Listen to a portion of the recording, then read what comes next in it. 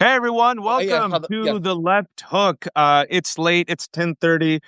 I really wanted to go to sleep early today. My friend Haris Tarin has joined us. Haris Tarin is a former senior official at the Department of Homeland Security, is now a leader at Muslim Public Affairs Council. He is literally at a friend's house.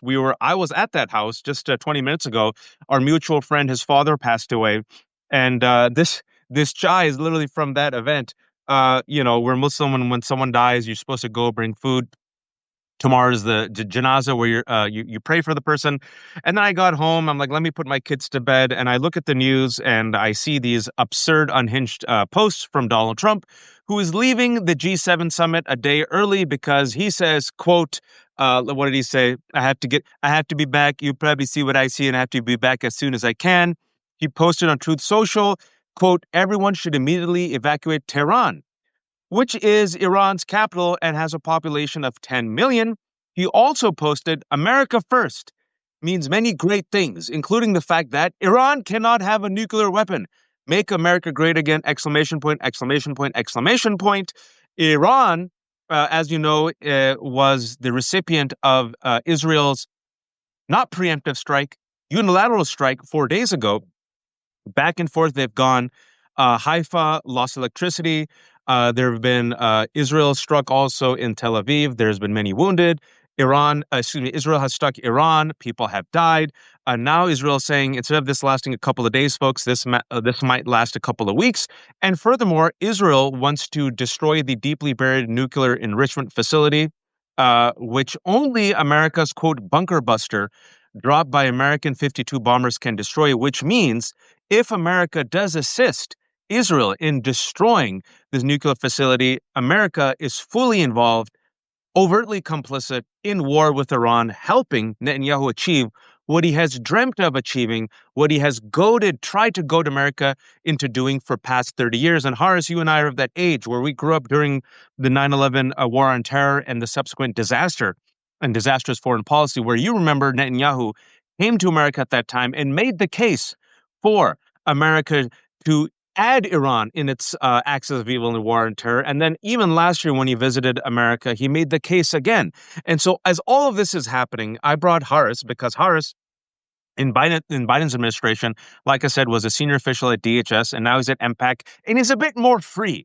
He can talk bluntly, and he could talk about this escalating nightmare. So with all of that set up, I give it to you, Haris. Where do you want to start? Well, thanks so much for having me, Waj. Appreciate you and your viewers and audience, especially this late in the evening. But let's take a step back. Let's talk about why we're here. Right? We are here because of two people. We're here because President Trump chose to pull out of the agreement, the deal that was made with Iran in the Obama administration in 2015, when that deal said that Iran would not be able to have a nuclear weapon. The world participated in that deal. Iran had agreed to that deal. The neighbors mainly, except a couple of Gulf neighbors and Israel, were the only neighbors at that time. And then the Gulf neighbors finally came on board eventually and accepted. But we pulled out of that deal. That deal then Well, brought us not to where we, we are the right. Trump administration. The Trump administration pulled out of that deal. Um, and who was the individual that for the last 30 years, but not only that, since that deal was signed, the one individual, the one leader around the world, the one leader in the region that came to Washington over and over and over again since 1982, when was the first time he said this, was Benjamin Netanyahu. Benjamin Netanyahu has wanted regime change and has wanted to do a military strike and war with Iran for since 1982. And he took advantage of a moment when American leadership is lacking right now in the world. We know that American leadership is lacking. We're doing things at home that are problematic. The world just does not respect us the same way.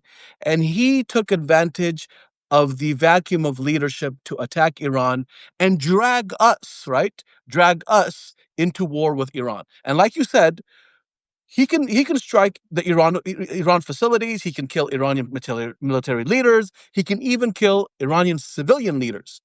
But unless the U.S. gets involved, he cannot actually degrade their nuclear capabilities. That is something that's important to pay attention to. So if the goal is to actually degrade their nuclear capabilities, that means we have to send our bunker busters and our airplanes, and we have to get involved. And really, did we not learn any lessons from Iraq? And now Iran, a state that is so much more militarily capable, 90 million people, you think they're going to sit around and allow us to get away with that? The guest for Margaret who asked is Haris Tarin. Haris Tarin is right now one of the leaders of Muslim Public Affairs Council, but just last year, he was a senior official at the Department of Homeland Security in the Biden administration. And Harris knows many of the characters now who are appearing on CNN and MSNBC as experts. People like, oh, I don't know, Brett McGurk. Brett McGurk, who is now a former Biden aide and Middle East analysis, who was one of the engineers and helped support this genocide in Gaza, who now is saying there can be a diplomatic outcome when it comes to Iran and Israel. Harris, your response. Well, the sad reality of Washington, well, Jahad, you know this very well. The sad reality of Washington is that you can fail multiple times at your job. You can get every decision wrong, but you Philip. will fail upwards, not downwards. And that's Brett McGurk's life story in Washington, D.C. He's been involved in every catastrophe in the Middle East for the past 22 years, and everyone he's actually gotten wrong. Iraq, he got wrong. Syria, he got wrong. The Gulf, he got wrong. Iran, he got wrong. He's gotten every single one of those conflicts and problems wrong, and yet he's continued to fail up from administration to administration to administration. And now he's on And that is CNN the as a problem. commentator. And now we don't see CNN. So that tells you the incestuous nature of our foreign policy and national security establishment. And so what's important is that these individuals actually don't know what they're talking about. They have no idea what they're talking about. They parrot talking points that are given to them by who? By the people that pay them, either internationally or domestic interests. And so they go from leaving their jobs at the State Department, at the National Security Council, they go to a think tank or they go to a lobbying firm, and then they represent those firms and those think tanks. And so it's absolutely crazy that someone like Brett McGurk will actually be doing analysis on Iran on CNN when he's gotten it wrong time and time again.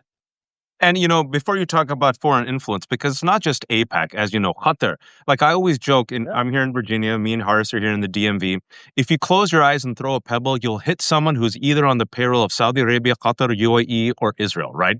Like that Yeah. Republican or Libertarian or Democrat, it don't matter, right? Yeah. And so right now, though, with this escalating war, let's talk about some of these foreign partners, because for those who don't know, Saudi Arabia and Iran, not allies.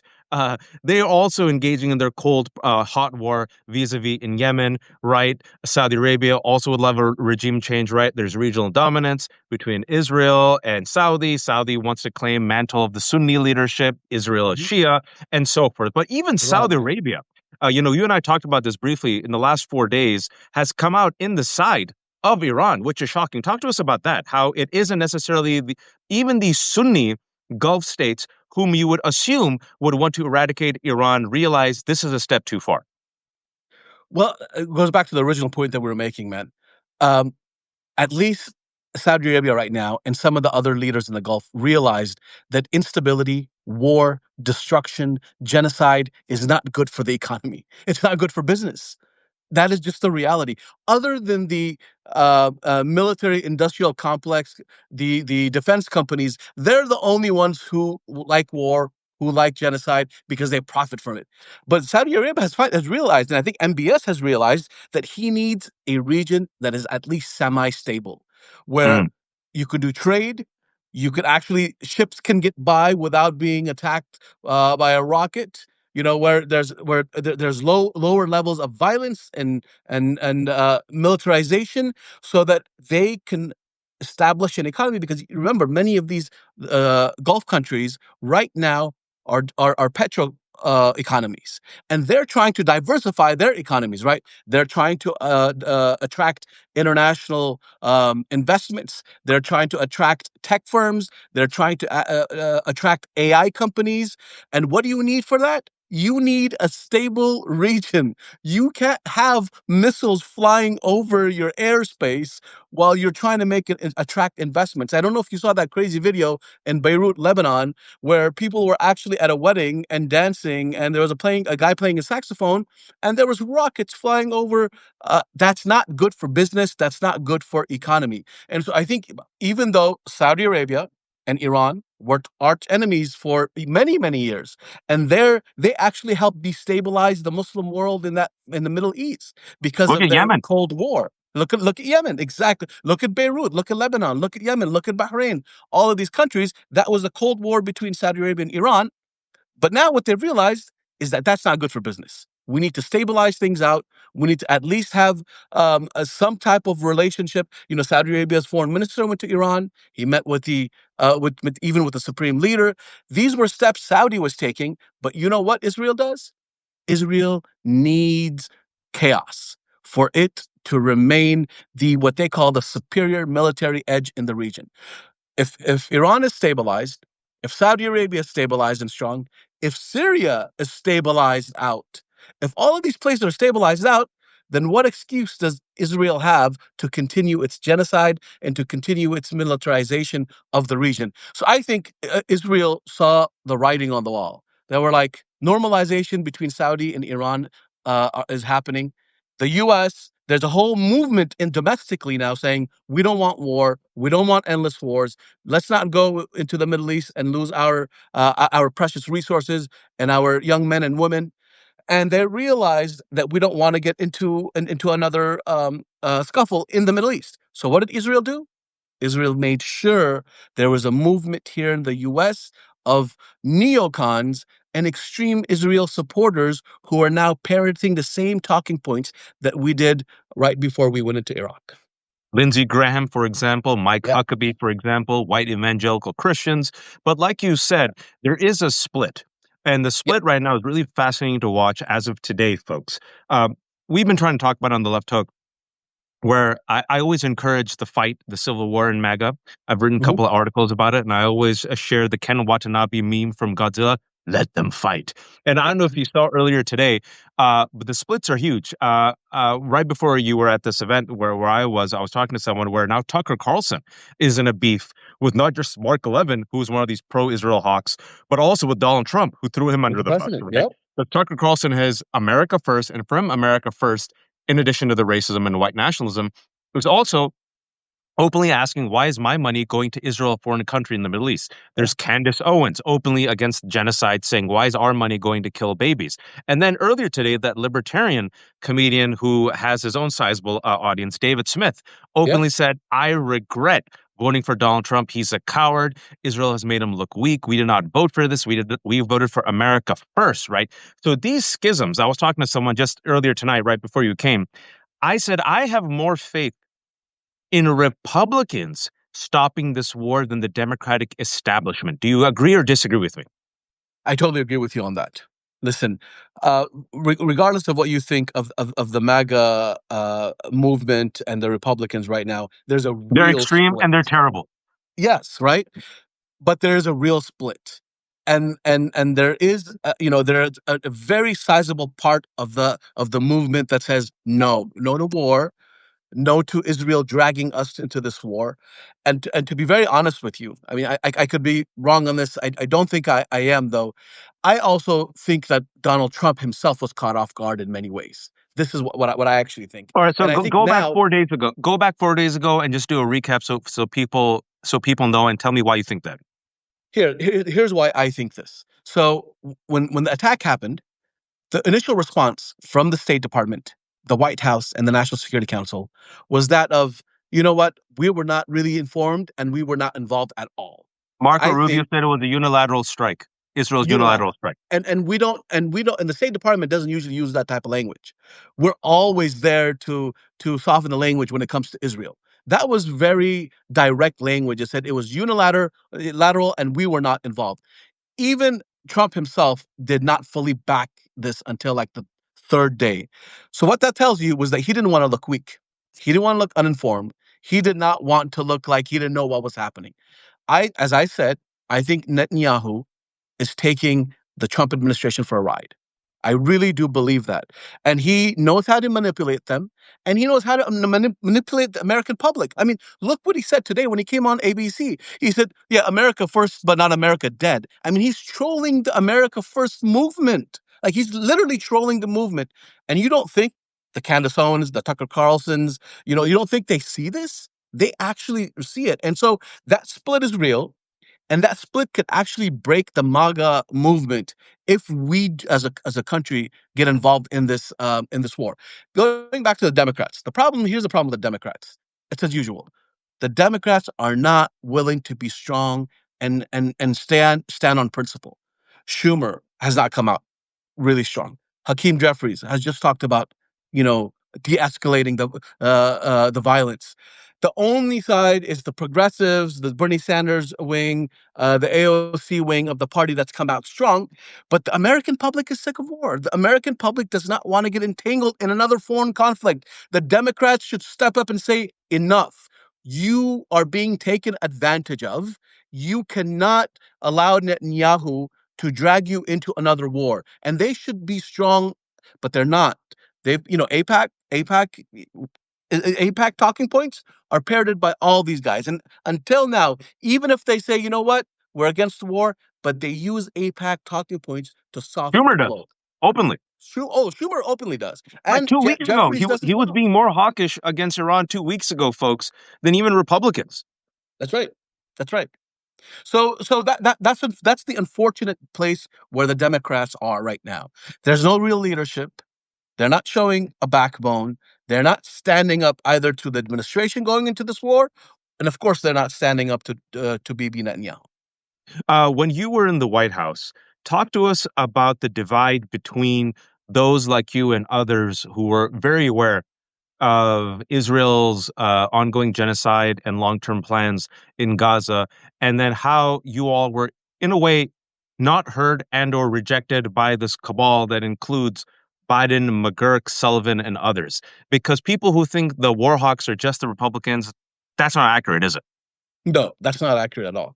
It's the problem is this foreign policy establishment, this national security establishment, where national security is now used as a tool of war and a tool of terror rather than keeping this country safe. National security is not about keeping America safe right now as our establishment exists. It's about promoters of war. It's about Israel's interest, not America's interest first.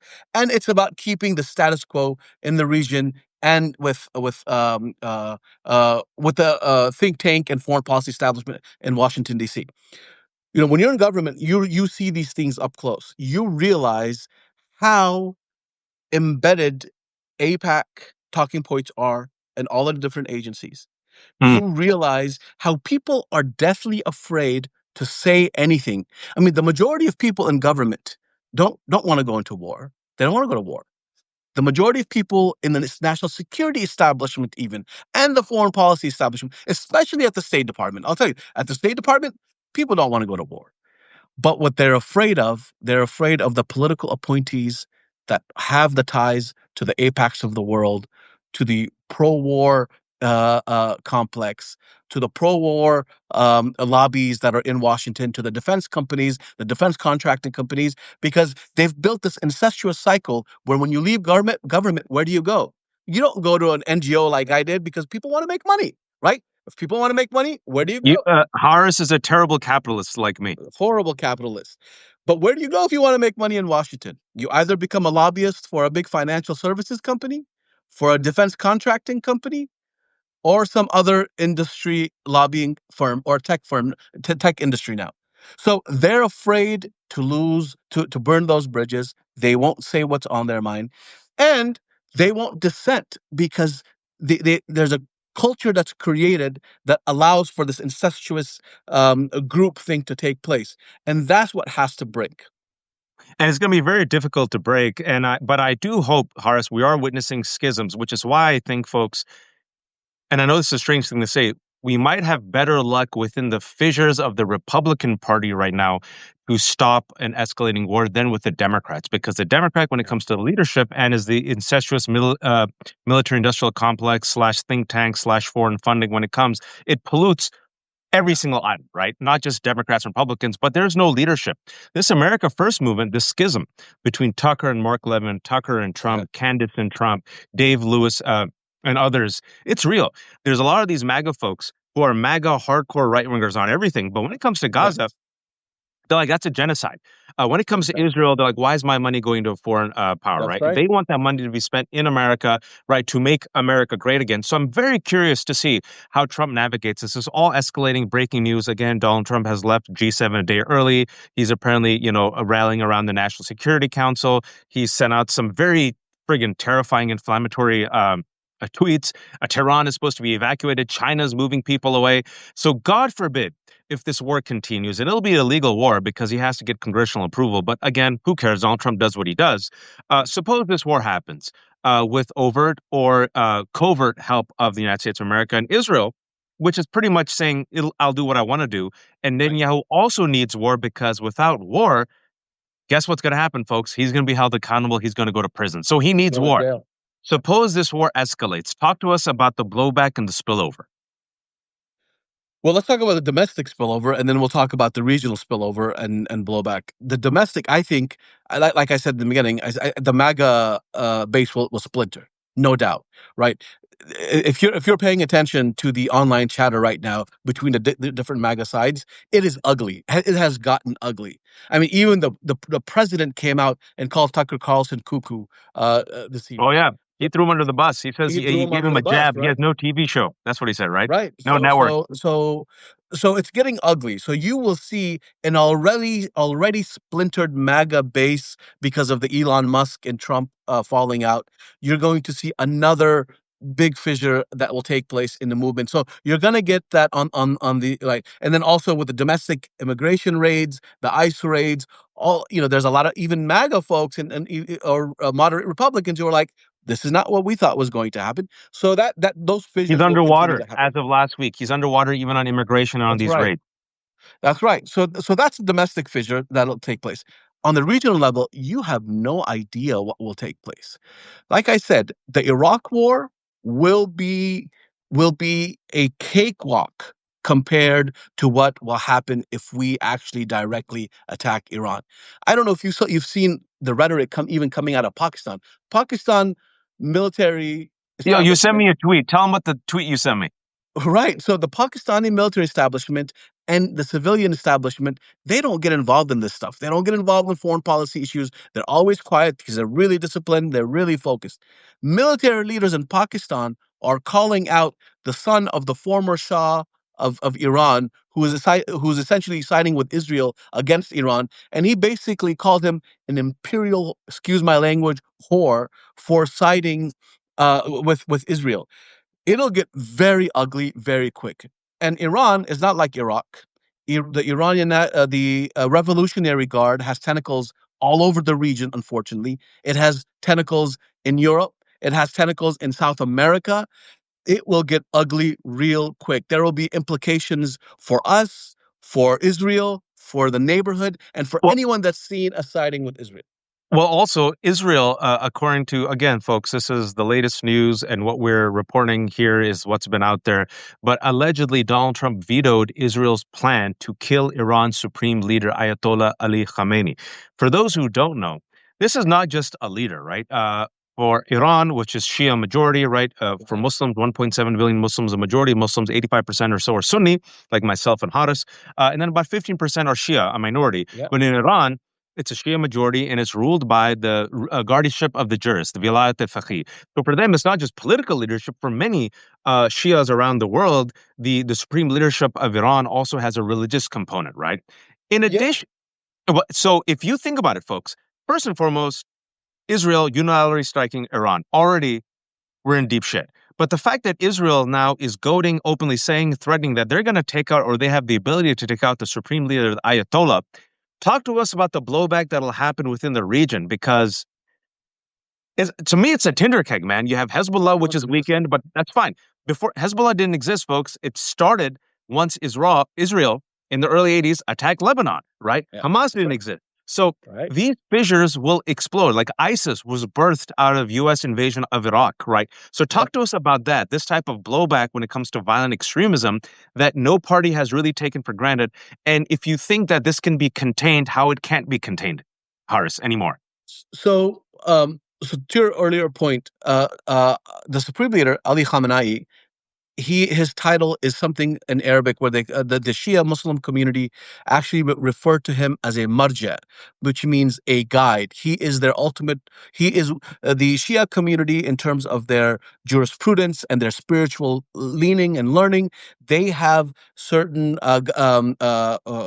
sources that they go to, and Ali Khamenei is not only a spiritual leader for Iranians, he's a spiritual leader for millions of other Shias around the All Muslim around the majority world. world, all around the world. So if you take out the supreme leader, or you even take out the regime, or you try to take out the regime, that's not only impacting Iranians, that's impacting millions of other people around the world. It's like taking out a religious figure. He's not just a political figure; he's also a religious figure, which you can't control. The second thing is, yeah, we keep saying Hezbollah is degraded. We keep saying the Houthis are degraded. We keep saying that. That's fine, but they might be degraded, but they're not gone. Yep. And they have. I mean, Hezbollah has kept quiet in Lebanon because it didn't want to, it took the deal. It didn't want to further degrade its military leadership and military capability. But do you think they don't have the capacities to commit on, acts of terror around the world, in the region, in potentially different parts of the world, and that they might have proxies that would do the same thing? That the region is a powder keg right now. And we And haven't you even talked think about Gaza. we haven't even talked about Gaza. Well, Gaza's forgotten. I mean, Israel just killed 70 people the day before yesterday in Gaza, 20 people trying to get aid from an aid line. So we haven't even talked about Gaza. But if you look at back to the Iranian case, you don't think that once if you try to take out the Iranian leadership and commit regime change, you don't think all of these different assets that Iran has around the region, that all of them will explode, and all of them will stand up and fight back and fight wherever they are. That's the part of that part of the challenge.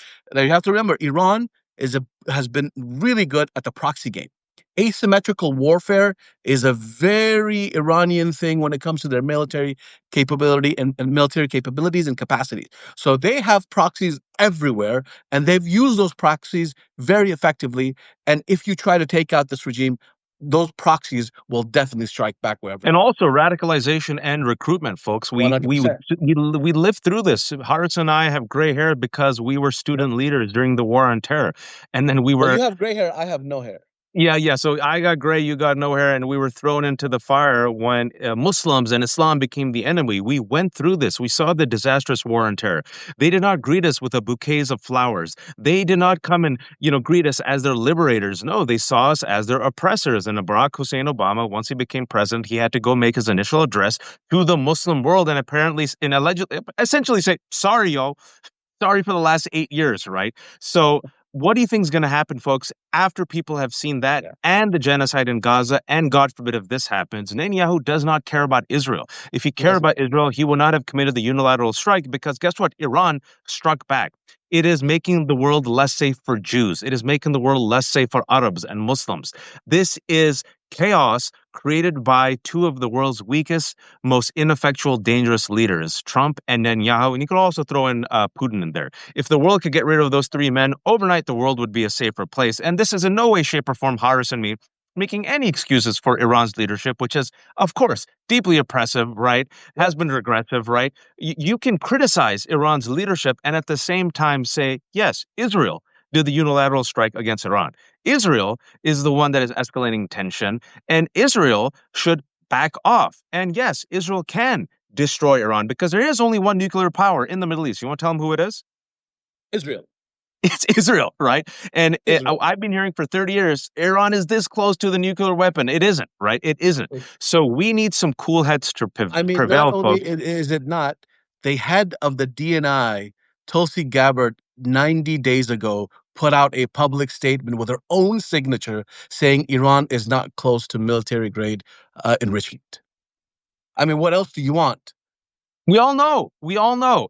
We all know that Netanyahu is a liar and a war criminal and has been itching for war since 1982. And if you don't believe me, go check out his case to the American public during the War on Terror, the War on Terror that both me and Haris opposed and predicted would be a disaster. And sadly, it was. It was the world's worst. I told you so. Last thing, Haris, is some good work that you've been doing that people don't know about is that when you were at DHS during the Biden administration, you helped resettle Afghans. And I don't know if you saw the latest news that Afghans that you help resettle are being targeted by ICE. There was a story that I just reshared earlier today. Talk to us about that initiative and what Stephen Miller and this Trump administration has done to our allies who helped U.S. soldiers in Afghanistan. Uh, Talk about a failed war. For 20 years, we were in Afghanistan, and we claimed that we were going to bring democracy, women's rights, and human rights and liberation. Afghanistan is in the hands of who now? Taliban. The Taliban. Um, Talk about another failed attempt at regime change. After spending $2 trillion. But to your point about Afghanistan, when we withdrew from Afghanistan, we had thousands upon thousands of people who had supported us while we were in Afghanistan in our military mission and diplomatic mission. These were translators for the military, translators for our diplomatic corps, for contracting companies. I mean, these are thousands of Afghans who risked their lives day and night to support our troops and to keep our troops safe and diplomatic corps safe. When we withdrew from Afghanistan, I was part of an operation called Operation Allies Welcome, where we evacuated some of those allies. Not all of them. Unfortunately, we couldn't take about 100,000 people or a little bit more. Most of them came to America. Some went to Europe. Some went to Australia and different parts of the world. But we facilitated that evacuation, and I was part of the leadership of that operation. They came here. We gave them parole. A lot of them have gotten asylum. They are now building lives here because if they go back to Afghanistan, what will happen to them? It's uncertain because they helped the U.S. for 20 years against the Taliban. So They're what's going traitors. to happen to Traitors them. to Taliban. They're Taliban's in traitors. power. If Taliban catches them, they'll die. Exactly. So now what's happening is we've seen a disturbing case, even though Afghanistan is actually part of this new travel ban, the updated Muslim ban thing, but now it's like the Muslim and brown and black Caribbean travel ban. countries, African countries, Latino Yes. countries. It's everyone. Right. Right. So the new travel ban, Afghanistan is actually on that list. The SIV visa, the special immigrant visas that were created for our allies to come to the U.S., they're actually an exception in the travel ban. But what we've seen lately in the past 2 weeks is now people who are here on asylum being arrested and detained by ICE. And if they are deported and sent back to Afghanistan, you know they will complete, their lives are ruined. And the sad part of all of this is many of our veterans who spent so many years in Afghanistan, they're fully against this, and they're trying to work towards reversing this policy. But as you said, Stephen Miller, he does not discriminate, regardless if you're from South America, if you're from Afghanistan, if you're from Africa, regardless of where you're from, you don't belong in this country because you're not of a certain demographic. It's a white supremacist regime, and with Israel, it's a Jewish supremacist regime, a war criminal that is Benjamin Netanyahu, an actual criminal that is Donald Trump, two aspiring authoritarians who do not care if the world burns. They just want to stay in power. They want to protect themselves, and they want all the money they can get.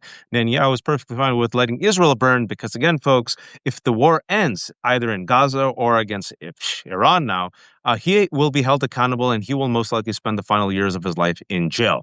So what's going to happen instead? People are going to die. Generations are going to be radicalized, and they will be radicalized against not just Israel, but also the United States, which gives Israel billions of dollars, weapons, and international and diplomatic support, which is why smart, cool heads from all sides need to emerge. I don't care if you're Republican, MAGA, Libertarian, progressive, lefty, independent. All of us have to step up and pressure our leaders to passionately and loudly say no. No war. We will no longer help Netanyahu. We will not get involved in this war and use every leverage that we can, not just to back off from this war, but to stop Netanyahu. Can you quickly tell people what would happen, Haris? Because people always think this is too simplistic. Trump picks up the phone tonight, calls Netanyahu, says, if you don't back off, I'm cutting all military and economic aid to Israel. What's going to happen? He would stop right away. 5 minutes, 5 hours, or right away? Within 24 hours, it would stop. Because we've done it in the past and it stopped. In the Reagan did first it. Bush administration, Oh, Reagan did Bush it. even.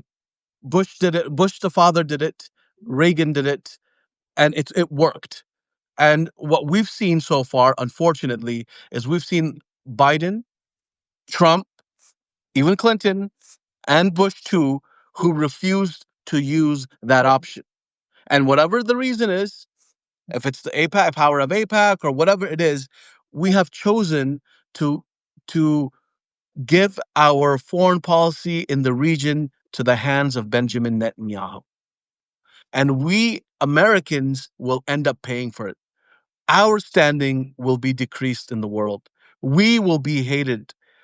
The world will be radicalized against us. That's the unfortunate nature And of a president not using that power. it's already happening. Catherine Rampel of Washington Post just 1 hour ago. I don't know if you saw this, Harris. Actually goes back to what you were saying, alluding to 30 minutes ago. Another sign that the dollar's dominance is in trouble. U.S. importers are increasingly being asked by their foreign counterparties to settle transactions in currencies other than the U.S. dollar. We have the World Cup, folks, in 2026. If you're coming from a foreign country, why the hell will you come to America? We had the Olympics in 2028. Tourism has gone down during the summer from all over the world, which is going to lead to at least $12 billion worth of losses. We've seen America first become America last. Life expectancy has gone down. We're seeing not just a brain drain, a brain flee, as China and Saudi Arabia and Europe are actually poaching all of our best students and scientists at the cutting edge of AI and research because of the Trump administration's attack on scientists and education. And now, what was supposed to be America first, his policy of peace and security, and we're not going to spend money around the world. Donald Trump, folks, has already threatened war with Canada, has already said military is option on the table to take Greenland, has already pissed off Mexico, has threatened and pretty much alienated our European allies thanks to his useless trade war that has yielded zero results, and is still complicit on the ongoing genocide in Gaza. And God forbid, if Israel goes ahead and is belligerent and God forbid, assassinates the Ayatollah, folks, it's going to be bad. Haris, final word to you, sir, before I shamelessly promote you. Um, Pay attention to how cruel the pro-war lobby has become, especially online, against Muslims, against Iranians, against anyone in that region.